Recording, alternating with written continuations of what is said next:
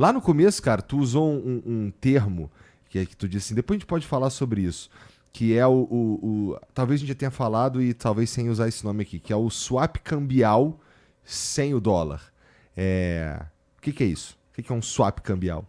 Vamos explicar como funciona agora atualmente, né? Por que a gente faz swap cambial? Inclusive, são críticas que eu fiz ao Banco Central quando teve aquela alta do dólar no final do ano passado.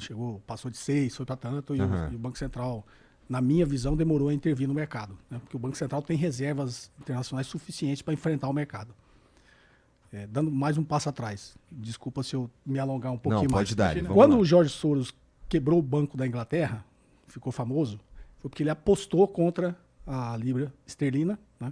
Porque ele achou que o Banco Central da Inglaterra não ia conseguir defender um patamar de taxa de câmbio que a Inglaterra e todos os países que estavam estudando chegar na unidade monetária, que foi o euro, né? Foi até por isso que a Inglaterra saiu e não fez parte. Todos os países tinham uma taxa de câmbio que eles tinham que defender, mais ou menos nessa lógica da cesta de moedas. Elas tinham que manter uma paridade de câmbio, de valor entre as moedas de todos os países que estavam estudando ter a unidade monetária, que depois veio a ser o euro. E esses países, para defender isso, obviamente, como o Brasil, tinha que ficar intervindo no câmbio. Eles tinham que ter um câmbio dentro de uma banda. Era um câmbio flutuante, mas fixo. Tinha uma banda ali que o Banco Central tinha que intervir. O Jorge Soros fez alguns estudos lá com um especialista que ele tinha na época e olhou e falou assim, esses caras não vão conseguir defender o valor da moeda, da taxa de câmbio, porque a Inglaterra tinha um problema de inflação e o Banco Central tinha, como todo Banco Central no mundo, que intervir elevando a taxa de juros, né? Então, quando ele eleva a taxa de juros, ele mantém a moeda dentro do país. E aí, por uns estudos que ele fez, ele falou assim, o Banco Central tem um limite para aumentar a taxa de juros, porque, obviamente, se aumenta a taxa de juros, tem um monte de reflexo negativo na economia. E o Banco Central vai chegar nesse patamar, ele não vai conseguir fazer isso. E quando ele não conseguir mais subir a taxa de juros, vai ter uma fuga de capitais da Inglaterra e o Banco Central inglês não tem reservas suficientes para defender essa banda da taxa de câmbio. Foi o estudo que o Jorge Soros fez e ele acertou. Aí o que ele fez? Ele começou a apostar contra. Ele começou a apostar contra a libra esterlina. E ele foi vencedor porque ele se alavancou também, pegou não sei quantos bilhões e foi cada vez mais apostando contra quando a Inglaterra abandonou, assumiu realmente que não ia conseguir defender o poder, lá a taxa de câmbio disparou e o Jorge Soros ganhou 1 bilhão lá num dia. Né? Ficou famoso esse movimento. Por que eu contando essa história aí? Porque aí a Inglaterra teve que abandonar esse sistema e ele saiu da unidade monetária e até hoje é só a libra esterlina. Ela não entrou na unidade, entrou na comunidade europeia, mas não entrou na unidade monetária. Foi isso que aconteceu. Os países, por que eu falo isso? Por que o Brasil tem capacidade para enfrentar? Tem uma conta que não está em documento nenhum, é uma conta meio lógica que eu tenho, e uma lógica bastante embasada, que quando eu fui professor do BMEC, tinha um outro professor que ele era o cara que fazia a gestão das reservas internacionais. Eu era o único cara do mercado que era professor do BMEC. Todos os outros professores eram do Banco Central, do Tesouro Nacional. Então eu conversava muito com eles e sabia mais ou menos, né? E ele era o gestor das reservas internacionais do Brasil. E ele nunca me falou isso, mas pelas conversas, qual que é a lógica? O que propicia uma fuga de capitais do Brasil? É toda a dívida pública e privada que o país tem em dólar. Então, sei lá, o Grupo Flow tem uma dívida de 100 bilhões de dólares, né? O Estado brasileiro tem uma dívida de 1 trilhão de dólares. Então, teoricamente, numa crise de aversão ao risco tremenda, no limite, vão sair 1 trilhão e 100 bilhões de dólares do país. Porque vai ter que pagar, vai ter que executar essa dívida, vai ter que pagar. E aí o país precisa ter esse 1 trilhão e 100 bilhões de dólares. Né? Se ele não tiver, o mercado vai fazer a mesma leitura que o Jorge Soros fez do Banco da Inglaterra. O país não tem capacidade de defender o poder da sua moeda. Então, como eu estou falando, não tem nada escrito, mas é mais ou menos essa conta que o mercado faz. Né? O país tem que ter reservas suficientes para pagar toda a sua dívida pública e privada em dólar. Tá?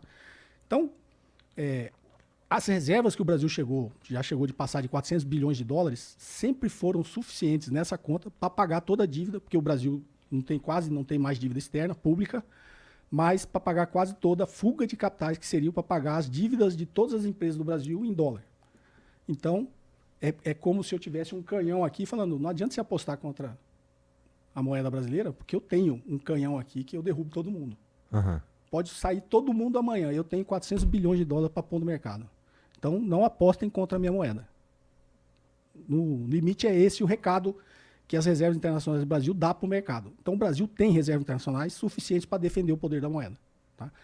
Mas ele não precisa utilizar tudo isso. Por quê? No mesmo exemplo, teve um aumento na aversão ao risco.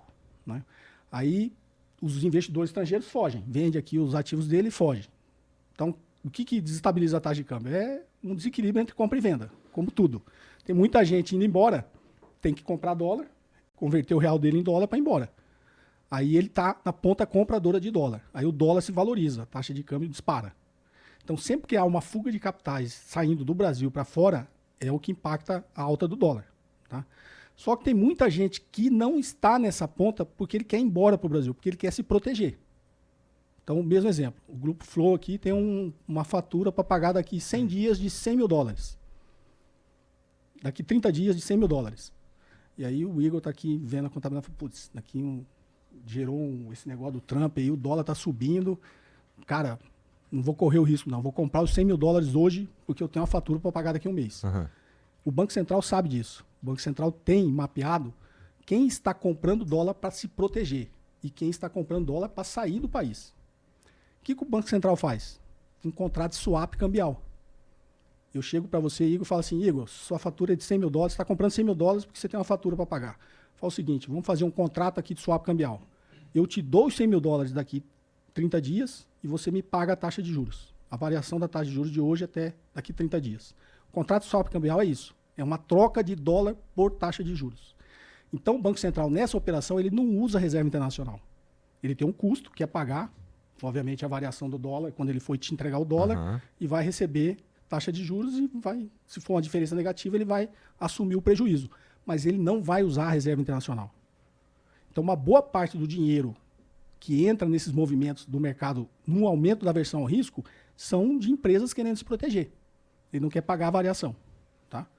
Então, entendido o que é o contrato de swap cambial. Agora, nesse acordo que o Brasil fez com a China, a mesma coisa. Eu sou japonês, tá? Mas eu vou fazer o papel do chinês. Tá bom. Eu sou um empresário chinês, você é um empresário brasileiro. Aí você importou aqui, sei lá, cachaça da minha empresa, eu mandei para você. Cachaça não, que o chinês é ruim fazer isso. Você importou os microfones aqui para vender no mercado brasileiro. Mesmo exemplo, fez uma fatura aqui para me pagar daqui 30 dias de 100 mil dólares, como era feito. E você fazia a operação exatamente essa, swap cambial. Você fazia no Brasil essa operação com o Banco Central brasileiro para se proteger numa eventual disparada aí da taxa de câmbio. O acordo que o Brasil fez com a China é que você não precisa mais fazer em dólar, você pode fazer em yuan. Eu, China, Estado, aceitei fazer isso e os meus empresários aceitaram fazer isso. Entendeu? Então eu vou te vender em yuan, porque qual que era a preocupação quando era só com a moeda? Pô, mas se disparar aí a taxa de câmbio, eu vou ter que fazer um swap cambial no Brasil em dólar, vou ter que ficar fazendo a conta com o yuan, isso vai me desorganizar. O acordo que o Brasil fez com a China foi que esses contratos de swap cambial podem ser feitos em yuan. Então você tem uma fatura para pagar daqui 30 dias de 100 mil yuans e o Banco Central aceita fazer, entre os dois países, um contrato de swap cambial em yuan, sem passar pelo dólar. Entendi. Ô, Kobori, o Milei fez isso. A China fez com o Milei também, não fez? Com a Argentina também, não fez? Eu acho que nesse acordo fez, até porque a Argentina está com um problema seríssimo. Para honrar as contas com o FMI também, né? Porque o FMI emprestou os dólares para a Argentina, mas com exigência que eles não poderiam usar esse dólar para defender a moeda. Nessas operações da Argentina para defender o peso argentino, né? Então, esse acordo que a China fez com a Argentina, já também tentando, porque o Milei é completamente aliado aos Estados Unidos, né? Mas é tipo já estendendo a mão. Isso que eu falo, enquanto um quer chutar, o outro está estendendo a mão. Foi meio que um sinal de...